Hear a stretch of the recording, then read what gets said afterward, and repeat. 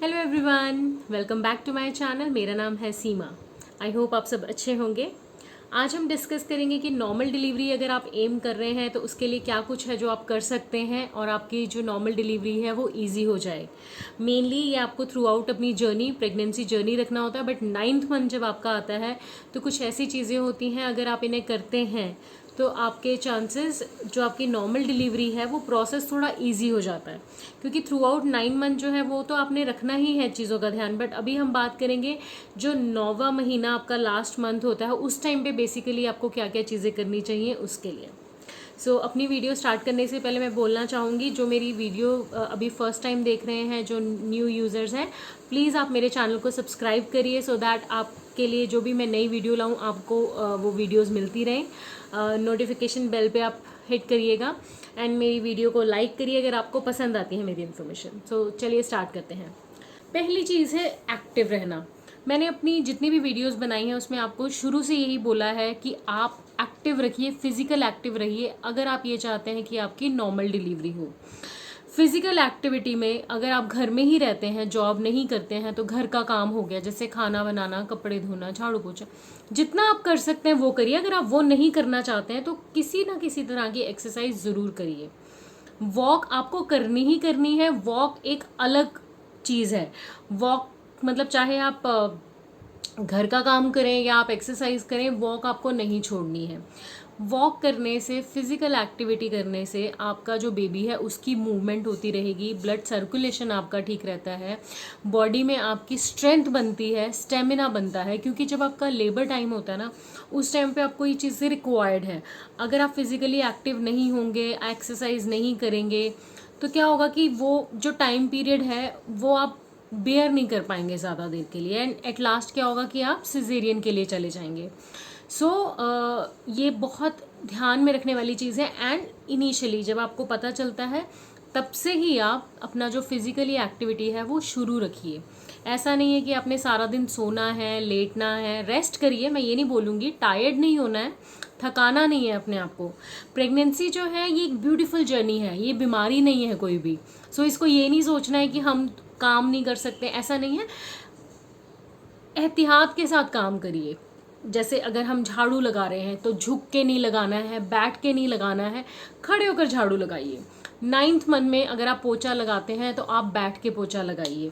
अगर किसी को प्रॉब्लम है, जैसे मुझे मेरे नीज़ में प्रॉब्लम थी, मैं बैठ के नहीं लगा सकती थी पोछा, तो मैं खड़े होकर वाइपर के साथ लगाती थी। इस तरह की अगर कोई सिचुएशन है तो आप वैसे करिए इसको ना, लेकिन एक्टिव ज़रूर रहना है। जो वर्किंग वूमेन है वो एक्सरसाइज करें, योगा करें। आपके फिजियोथेरेपिस्ट होंगे हॉस्पिटल में, वो आपको बता देंगे। अदरवाइज ऑनलाइन काफ़ी ऐसी क्लासेस होती हैं जिसमें आपको एक्सरसाइजेस बताई जाती हैं कि आप कौन सी एक्सरसाइज कर सकते हैं, कौन से योगा इसके लिए पोजेस बेस्ट रहते हैं, तो आप वो ज़रूर करिए। वॉक आपको at least 40 to 45 minutes 9th month जैसे आपको स्टार्ट होता है, कोशिश करिए कि 8.5 जब आपको स्टार्ट हो जाता है मंथ, तब से ही जो वॉक का टाइम है बढ़ा दीजिए। 45 मिनट्स to 50 मिनट्स मैक्सिमम जितना कर सकते हैं वो आपके लिए अच्छा है, लेकिन 45 मिनट्स मिनिमम आपको करनी ही है। ऐसा नहीं है एक साथ करनी है, हाफ मॉर्निंग में कर लीजिए, हाफ इवनिंग में कर लीजिए, बट ज़रूर करिए। मेरे टाइम पे अगर मैं बात करती हूँ, मैं हाफ एन आवर मॉर्निंग में करती थी, हाफ एन आवर इवनिंग में करती थी। 1 घंटा मेरा डेली का वॉक होता था। डेली वॉक अगर आप करती हैं आपको बहुत हेल्पफुल रहता है। और मैंने घर का काम और वॉक ही किया है, मैंने कोई एक्सरसाइज नहीं करी है, बट वो मेरे को नॉर्मल डिलीवरी में काफ़ी हेल्पफुल रहा था। सेकंड, आप इसी में एक्टिव, फिजिकल एक्टिव होने के लिए क्या क्या और चीज़ें कर सकती हैं 9th मंथ में। फिजिकल एक्टिव तो नहीं मैं बोलूँगी, पोजीशन जैसे हिप जो आपकी ओपनिंग होती है उसमें आपको हेल्पफुल रहता है। स्क्वाट्स जो रहते हैं, स्क्वाट्स आप कर सकते हैं अगर आप इजीली कर पाएँ। अदरवाइज़ क्या करिए, आप डेली जैसे वॉशरूम जब जाते हैं ना, नल का पकड़ के या कोई चीज़ होल्ड करके, आप जैसे हम इंडियन स्टाइल में पॉटी करते हैं वैसे उस पोजीशन में आपने बैठना, उकड़ू जिसे कहते हैं, वैसे आप 1 मिनट के लिए बैठिए, फिर उठ जाइए। लेकिन आप किसी चीज़ को पकड़ के बैठिए, क्योंकि 9th मंथ में उठना बैठना बहुत मुश्किल हो जाता है, इसलिए ये थोड़ा सा ध्यान रखिए। अगर आप वॉशरूम में नहीं है, जैसे रूम में हैं, आप अपने हस्बैंड की हेल्प, उनका हाथ पकड़ के उठ और बैठ सकती हैं। दिन में ऐसा जितनी बार आप कर सकती हैं बहुत अच्छा, ये बहुत अच्छी एक्सरसाइज होती है आपके हिप ओपनिंग के लिए। आपका जो एरिया होता है उसमें जितना आप एक्सरसाइज से उसको स्ट्रेंथन करेंगी वो आपके लिए बेस्ट रहेगा। इसके अलावा आप बटरफ्लाई पोज होता है, बटरफ्लाई जो हम एक्सरसाइज करते हैं योगा में, आपने देखा होगा रामदेव जी की जो उन्होंने बटरफ्लाई पोज का योगा बताया होता है, वो आप कर सकते हैं। सेकेंडली मैं आपको ये बोलना चाहूँगी कि जो नॉर्मल डिलीवरी है वो तभी पॉसिबल है अगर आपके बेबी का हेड डाउन हो चुका है, और हेड डाउन होने के लिए आपको फिजिकल एक्टिव होना पड़ेगा। आपकी बेबी की मूवमेंट अगर होगी, जैसे फॉर एग्जांपल 8th मंथ तक बेबीज़ नॉर्मली जो है हेड डाउन कर लेते हैं, कई बार लेट भी होता है। जैसे मेरा बेबी जो है वो लेट हेड डाउन हुआ था, बट मैंने अपनी जो वॉक है उस टाइम पे ख़त्म नहीं करी थी। मुझे ये बताया गया था मेरा जो बेबी की पोजीशन है वो ब्रीच पोजीशन है, लेकिन फिर भी मैं वॉक करती रही थी जस्ट इसी उम्मीद में कि मेरा बेबी का हेड डाउन मे बी हो जाए, और वो हो भी गया। मैंने 1-2 एक्सरसाइज भी करी थी उसके लिए। सो अगर किसी की ऐसी कोई कंडीशन है कि बेबी का हेड डाउन नहीं हुआ है तो प्लीज़ आप ये ज़रूर करें कि वॉक नहीं छोड़नी है आपने, वॉक तो ज़रूर करनी है आपने ना। सो सेकेंड हमारे यहाँ पे पॉइंट है कि अगर आप नॉर्मल डिलीवरी चाहते हैं उसके लिए बहुत ज़रूरी है कि जो आपका हीमोग्लोबिन का जो लेवल है वो रिक्वायर्ड लेवल होना चाहिए। अगर वो रिक्वायर्ड लेवल नहीं होगा तो आपकी नॉर्मल डिलीवरी नहीं होगी, क्योंकि नॉर्मल डिलीवरी में ब्लड लॉस होता है एंड डॉक्टर आपको सजेस्ट करते हैं, वरना आप पूछ सकते हैं डॉक्टर से कि आपका कितना जो हीमोग्लोबिन का नॉर्मल लेवल होना चाहिए। आपको पता चल गया, आप चेक करिए, मॉनिटर करते रहिए। अगर आपका लेवल कम है, जैसे कुछ लोगों को कुछ लोग एनेमिक होते हैं, ऐसे लोग प्लीज़ अपने डॉक्टर से कंसल्ट करके मेडिसिन या जो भी वो बताते हैं वो आप करिए अगर आप नॉर्मल डिलीवरी चाहते हैं। दवाई जो इसके लिए टेबलेट्स आपको मिलती हैं प्लस आपका खाना है, थ्रू आउट आप प्रेगनेंसी अपना जो आयरन लेवल है वो ठीक करके रखिए। नेक्स्ट पॉइंट की बात करते हैं तो वो है आपको देसी घी खाना है। देसी घी आपने खाना कैसे, दूध आधा ग्लास दूध ले सकते हैं, उसमें आप आधा चम्मच या 1 चम्मच जो घी है वो आप खाइए। मैं ज़्यादा इसलिए नहीं बोलूँगी क्योंकि एंड मोमेंट पे आपका जो वेट है ना पुट ऑन अगर ज़्यादा हो जाता है तो वो भी ठीक नहीं है, क्योंकि उस केस में भी आपका क्या बेबी का वेट अगर ज़्यादा हो जाता है तो वो भी प्रॉब्लमेटिक होता है। उसका सर अगर बड़ा हो जाएगा तो नॉर्मल डिलीवरी पॉसिबल नहीं होगी। सो आधा चम्मच आप या 1 चम्मच दूध में डालिए, मॉर्निंग इवनिंग में आप पीजिए, गर्म दूध करके पीजिए। अगर आपसे नहीं पिया जाता है आई अंडरस्टैंड, बट ये आपको बहुत हेल्प करेगा आपकी डिलीवरी के लिए, क्योंकि कहते हैं इससे चिकनाई हो जाती है मतलब पैसेज में, तो बेबी इजीली निकल जाता है। आपका जो वो लेबर पेन का टाइम होता है वो थोड़ा सा रिड्यूस हो जाएगा, क्योंकि वो टाइम होता है ना वो आपको मतलब स्ट्रेंथ चाहिए, आप में स्टेमिना चाहिए उस चीज़ को बर्दाश्त करने का। अगर वहाँ पे आप हिम्मत हार जाते हैं ना तो आपका फिर ये हो सकता है कि लास्ट मोमेंट पे, जैसे आपकी जब डिलीवरी हो रही है आप पुश नहीं कर पा रहे हैं या आप थक चुके हैं और बेबी बीच में स्टक हो जाता है, सो उस सिनेरियो में डॉक्टर जो है एट लास्ट सिजेरियन करेंगे। सो इट्स बेस्ट कि आपको दिमाग में 3 S रखने हैं, strength, stamina and stress. Stress नहीं लेना है थ्रू आउट जर्नी, प्लीज़ आप ध्यान रखिए, स्ट्रेस नहीं लेना है। ये आपके बेबी की हेल्थ पे भी इम्पैक्ट डालता है, ये आपके कॉन्ट्रैक्शन पे भी इम्पैक्ट डालता है। सो स्ट्रेस नहीं लेना है, बिल्कुल दिमाग से जो भी चीज़ है वो निकाल दीजिए, बस भगवान पे छोड़ दीजिए, जो होगा ठीक होगा। हम अपनी तरफ से एफर्ट्स कर रहे हैं। सो गाय जो देसी घी है वो आप चाहे मतलब हम वैसे प्रेफर करते हैं कि गाय का देसी घी आप दूध में डाल के पीजिए। सो ये आपको काफ़ी हेल्प करेगा इस चीज़ में। इसके बाद हम बात करते हैं सिट्स बात की। सो ये कैसे हेल्प करेगा, आपके जो डिलीवरी है वही टाइम जो ड्यूरेशन है या जो पेन है उसमें थोड़ा सा आपको ये हेल्प हो जाती है। आपने गर्म पानी में, टब में आप गर्म पानी लीजिए, उसमें आप 10 मिनट्स के लिए बैठ जाइए।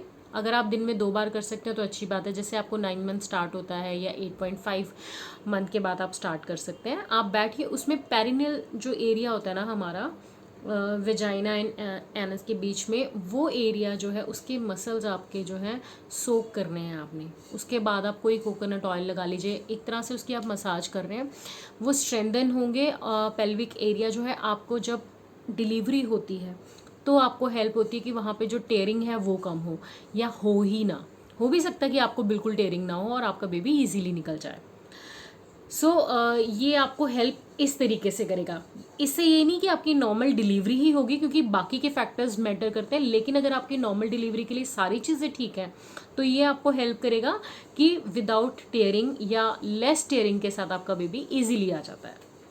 इसके बाद नेक्स्ट हमारा जो पॉइंट है वो है ये, जितने भी ड्राई फ्रूट्स होते हैं आप एक मिक्सचर बना लें ड्राई फ्रूट्स का ना, जिसमें बादाम, काजू, नारियल होता है, नारियल को आप घिस के रख लीजिए, क्रश करके रख लीजिए, उसमें घी ऐड कर दीजिए, सौंठ पाउडर जो होता है सौंठ को आप मिक्स कर लीजिए। सो इनका एक मिक्सचर बना लीजिए। जब आप दूध पीती हैं वो 1 चम्मच आप मिक्सचर डाल के पी सकते हैं, बहुत टेस्टी होता है। आपको ऐसा फील भी नहीं होगा कि मतलब उसका टेस्ट नहीं है, कुछ ऐसा अच्छा लगेगा आपको। मतलब इस टाइम पे हमें थोड़ी ऐसी चीज़ें खानी चाहिए जो गर्म होती हैं। इसके साथ ही खाने में मैं आपको बोलना चाहूँगी, जो डेट्स होती हैं, खजूर होते हैं, आप उनको खाइए। आपके एरिया में अगर आपको मिल जाते हैं तो आप खजूर एटलीस्ट 5 या 6 डेली के खाइए। ये आपकी जो लेबर पेन्स होते हैं उनको इंड्यूस करने में हेल्प करता है। गर्म होते हैं 9 मंथ से पहले आप खजूर का इतना मतलब इनटेक मत रखना। एक अगर कभी आपको क्रेविंग होती है मीठे की तो आप 1 या 2 खजूर खा सकते हैं, बट 9th मंथ स्टार्ट होने पे आप 5 या 6 डेट्स जो है खा सकते हैं। लेकिन अगर किसी को जेस्टेशनल डायबिटीज़ है तो वो एक बार अपने डॉक्टर से कंसल्ट कर लें, क्योंकि इसमें मीठे की जो है अमाउंट होती है।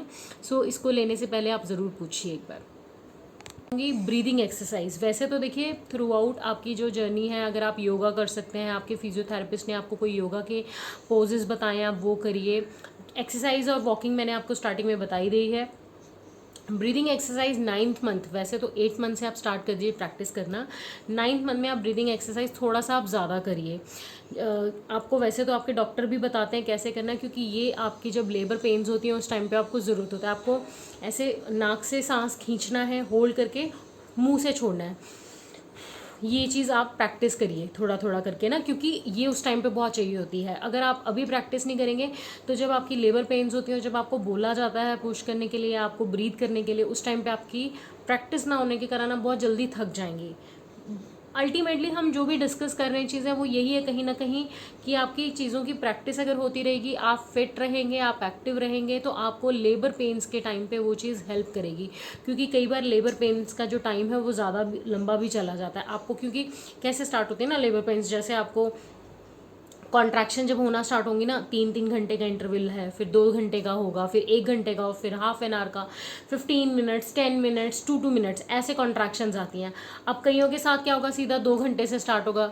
मेरे को लेबर पेन उन्होंने इंड्यूस करी थी, सो मेरा वो जो स्टार्ट हुआ था लेबर पेन, वो सीधा ही आई गेस 15 मिनट्स का स्टार्ट हुआ था, 15 मिनट्स के गैप पे। बीच में वो हाफ एन आवर के लिए हो गया था। सो ये डिपेंड करता है, कईयों को 48 आवर्स लेबर पेन चलती रहती है। तो अगर लेबर पेन चलती है बट वो इतनी ज़्यादा मतलब इंटेंस नहीं होती है, तो वो बियरेबल होती हैं। सो वही चीज़ है कि अगर आपकी लेबर पेन्स जो हैं वो आप बर्दाश्त कर पाए ना, इसीलिए आपको सब चीज़ें बोली जाती हैं जिसमें कि आपको हेल्प हो।